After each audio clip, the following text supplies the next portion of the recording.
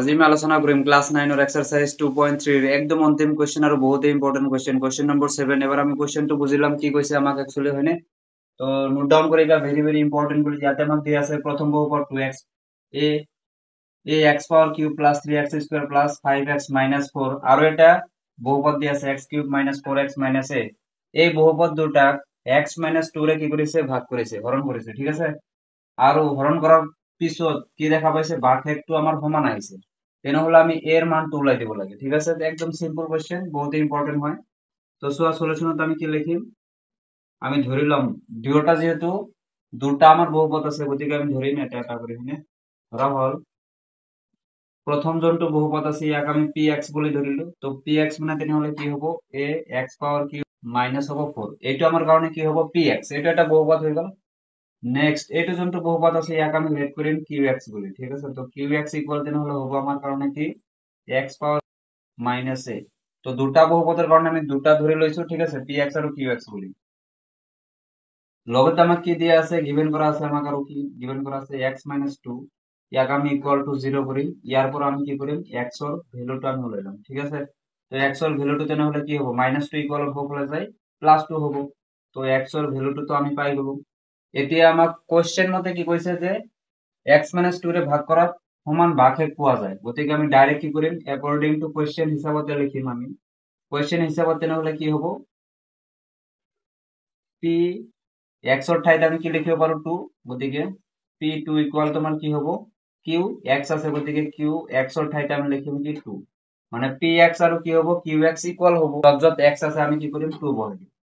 তো বহাই দিয়া a * x পাওয়ার কিউব আছে তার মানে কি হ'ব 2 পাওয়ার কিউব আহিব প্লাস আছে 3 * x স্কয়ার মানে 2 স্কয়ার আহিব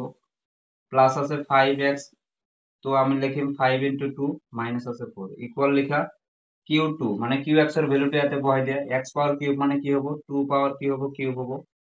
লিখিলা মাইনাস আছে মাইনাস লিখা 4 * x মানে কি হ'ব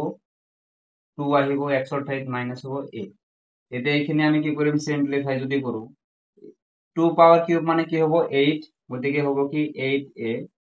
ইয়াতে 2 স্কয়ার মানে 4 4 * 3 মানে কি হ'ব 12 হ'ব গতিকে লিখা 12 5 2 যা তোমাৰ কি হ'ব 10 হ'ব লিখি দিয়া মাইনাস আছে কি ইকুয়াল ইফালে 2 পাওয়ার কিউব মানে কিমান আহিব 8 প্লাস এ মাইনাস তোমার কি হবে -4 2 যা কি হবে 8 মাইনাস তোমার কি হবে a ঠিক আছে ইয়াতে যদি আমি ইকুয়াল রাইট হ্যান্ড সাইডে যদি আমি চাও 8 এটা পজিটিভত আছে এটা নেগেটিভত আছে গতিকে এইটো আৰু এটা আমি ক্যান্সেল আউট কৰিব পাৰো এই মাইনাস এ কি কৰে ইকুয়ালৰ বাওফালে আনি দিয়ে যদি ইকুয়ালৰ বাওফালে আনি দিয়ে তেনেহলে কি হ'ব আগত আছে তোমাৰ 8a মাইনাস এ ইকুয়ালৰ বাওফালে আহিলে হ'ব কি প্লাস এ আৰু কি কৰা